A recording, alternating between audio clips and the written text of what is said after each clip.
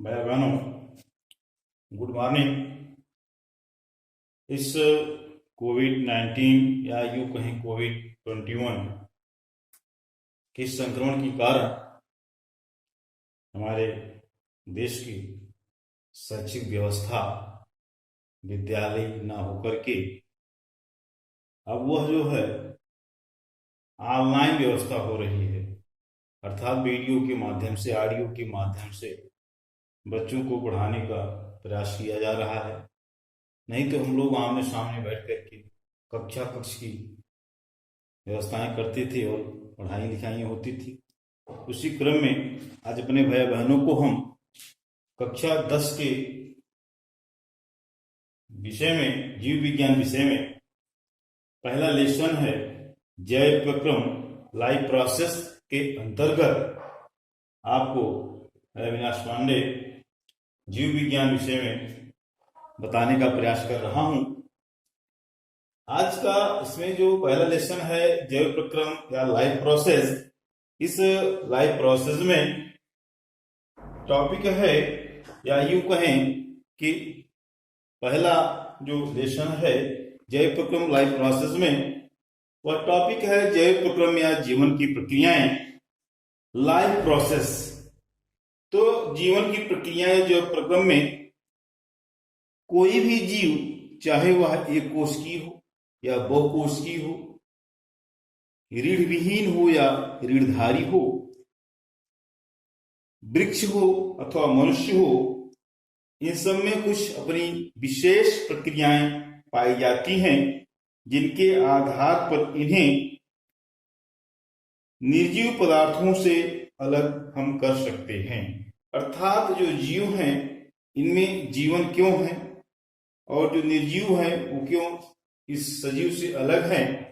तो जीवों में कुछ ऐसे पाए जाते हैं जिससे ये निर्जीवों से अलग अपनी पहचान बनाते हैं।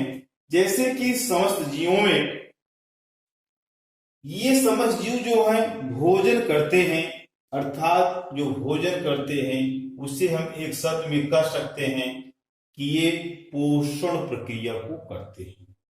दूसरा, भोजन करने के उपरांत भोजन से जो ऊर्जा प्राप्त करते हैं, ऊर्जा प्राप्त करने के लिए श्वसन, रेस्पिरेशन एक प्रोसेस है, एक प्रक्रिया है।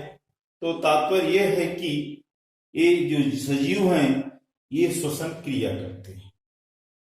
अब पोषण के उपरांत जो कुछ बचता है, डाइजेस्ट होने के बाद मिलता है, और श्वसन प्रक्रिया में ऑक्सीजन है या गैसों का संवहन है, इन सब का पूरे शरीर में एक स्थान से दूसरे स्थान पर, एक अंग से दूसरे अंग पर, एक कोशिका से दूसरे अंग पहुंचाने के लिए वहन या सर्कुलेशन, ट्रांसपोर्टेशन नामक प्रक्रिया होती है। फिर इन सब प्रक्रियाओं में अर्थात श्वसन के पश्चात, पोषण के पश्चात या वहन आदि से कुछ ऐसे पदार्थ बनते हैं जो कि शरीर के लिए अपवर्ज्य होते हैं, अर्थात वे जीव को नुकसान पहुंचा सकते हैं, कोशिका को नुकसान पहुंचा सकते हैं। उन्हें शरीर से बाहर निकालने के लिए एक प्रक्रम अपनाया जाता है जिसे उत्सर्जन या एक्सक्रीशन कहते हैं। तो सजीवों में एक प्रक्रिया उत्सर्जन की होती है। उसके उपरांत एक प्रोसेस और आता है जनन, अर्थात जो सजीव हैं या कोशिकाएं हैं वे अपने जैसे जन्म सक्षम संतान को बनाए रखने के लिए या आबादी में अपनी संतानों को बनाए रखने के लिए, अपनी संख्या को बनाए रखने के लिए एक प्रक्रिया अपनाते हैं जिन्हें जनन कहा जाता है या रिप्रोडक्शन कहते हैं। तो इस प्रकार से इन प्रक्रियाओं के साथ साथ एक और आता है जिसे हम कह सकते हैं कि एक संवेदनाएं होती हैं, अर्थात कहने का तात्पर्य यह है कि पर्यावरण से ये प्रक्रियाओं को ग्रहण करने का कार्य करते हैं। यह हम संवेदना कहेंगे।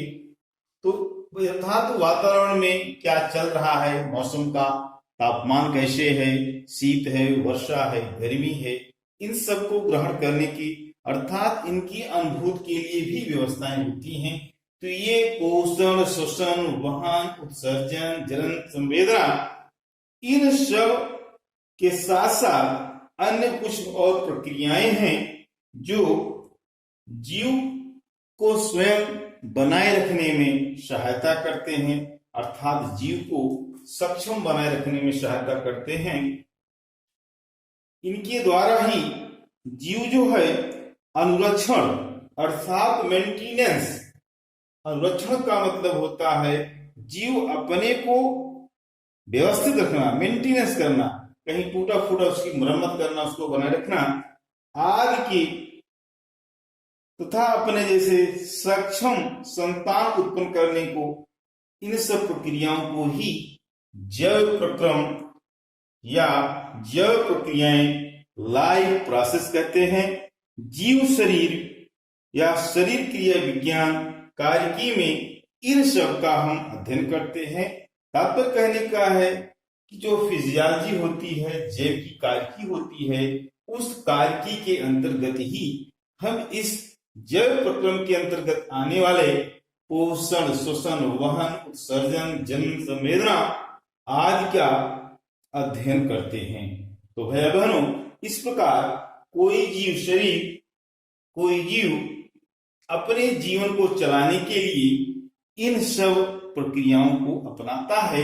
इन्हीं सब प्रक्रियाओं को सम्मिलित रूप से हम जैव प्रक्रम या जीवन की प्रक्रियाएं, लाइफ प्रोसेस की संज्ञा देते हैं। अब बात आती है, यहीं से हम शुरुआत करते हैं एक का थोड़ा सा जानने के लिए कि जीव जो है पोषण क्यों करता है। पोषण क्या लिखा है यहाँ पे, न्यूट्रिशन, पोषण क्या है। तो भैया बहनों, जीवों द्वारा भोजन या पोषक तत्वों को प्राप्त करने की क्रिया को ही पोषण कहते हैं। जैसे हम लोग भोजन लेते हैं, भोजन में जो कुछ रहता है, अर्थात तो हम दाल रोटी न कह करके उसको हम एक वैज्ञानिक भाषा की शब्दावली में बोलते हैं कि हमारे पोषण में जो है कार्बोहाइड्रेट की उचित मात्रा होनी चाहिए, प्रोटीन की उचित मात्रा होनी चाहिए, वसा की उचित मात्रा होनी चाहिए। वसा के साथ साथ हमको विटामिन के लिए सब्जियां और फल, इन सब की आवश्यकता पड़ती है। तो इस प्रकार से अपने शरीर में निश्चित पोषक तत्व प्राप्त करने हेतु ही जीव जो है वह पोषण क्रिया करता है। फिर प्रश्न उठता है कि ये पोषण की आवश्यकता क्या है, नेसेसिटी क्या है न्यूट्रिशन की। नेसेसिटी ये है कि जो हम पोषण प्राप्त करते हैं उसी पोषण के द्वारा हमें ऊर्जा की प्राप्ति होती है। क्यों? क्योंकि हमेशा हमारे शरीर में कार्य होता रहता है और जो कार्य होगा उस कार्य को संपादित करने के लिए हमें ऊर्जा की आवश्यकता होती है। जैसे हम बोल रहे हैं तो हमको ऊर्जा चाहिए, हमारी आंखें जो हैं वो पलक झपक रही हैं, हृदय धड़क रहा है, मस्तिष्क सोच रहा है, पाचन में भोजन का चलन हो रहा है, एक स्थान से स्थान खिसक रहा है। तो पूरे शरीर में तात्पर्य मेरे कहने का है कि हम लोग बोल रहे हैं, उठ रहे हैं, हंस रहे हैं, कुछ भी कर रहे हैं, सबके लिए ऊर्जा चाहिए। तो इस ऊर्जा को हम कहां से प्राप्त करते हैं? जो पोषण करते हैं, इसी पोषण से ही हमें ऊर्जा की प्राप्ति होती है। अब दूसरी बात आती है कि इस पोषण की आवश्यकता हमें इसलिए है क्योंकि इससे हमारे शरीर की वृद्धि होती है। शारीरिक वृद्धि कैसे होती है? देखिए, जब हम पोषण करते हैं तो उस पोषण के पचने के पश्चात हमारे कोशिकाओं के जीव द्रव्य में मिला दिया जाता है। जीव द्रव्य में जब मिल जाता है तो जीव द्रव्य की वृद्धि होती है और जिससे कोशिकाएं आकार में वृद्धि होती हैं। कोशिकाएं आकार में बढ़ करके फिर वह एक कोशिका दो कोशिका में टूट जाती है। इस प्रकार से जब कोशिकाओं की वृद्धि होगी तो हम कह सकते हैं ऊतकों की वृद्धि होगी और हमारे अंगों की वृद्धि होगी और इस प्रकार से अंगों की वृद्धि के साथ साथ शारीरिक वृद्धि होगी। तो अतः भाई बहनों, इस पोषण की आवश्यकता हमें शारीरिक वृद्धि के लिए भी आवश्यक है। इसी प्रकार हमेशा हमारे शरीर में टूट फूट की मरम्मत की आवश्यकता होती है, क्योंकि हमारे शरीर में कहीं कहीं कट जा रहा है, छिल जा रहा है, मुख में कहीं कहीं घाव हो जा रहा है, आंख में घाव हो जा रहा है, हमको दिखाई तो नहीं पड़ता, लेकिन जो सेल्स हैं, कोशिकाएं हैं, वो घायल हो जाती, नष्ट हो जाती हैं। WBC की मृत्यु हो रही है, RBC की मृत्यु हो रही है। ये सब क्या है? इन सब के स्थान पर नई नई कोशिकाओं का आना। तो इस शरीर में टूट फूट की मरम्मत के लिए हमें पोषण की आवश्यकता होती है, क्योंकि जो हम पोषण करते हैं वह जीवद्रव्य में जाता है, और जीवद्रव्य वृद्धि करके जो है वह फिर नई कोशिकाओं को बनाता है। या हम यूं कह सकते हैं कि राइबोसोम एक कोशिकांग होता है, और उस कोशिकांग के द्वारा प्रोटीन का निर्माण होता है, और फिर उस प्रोटीन से शरीर की टूट फूट की मरम्मत होती है, अर्थात शरीर में टूटी फूटी की मरम्मत होना। फिर आता है रोगों से प्रतिरक्षा।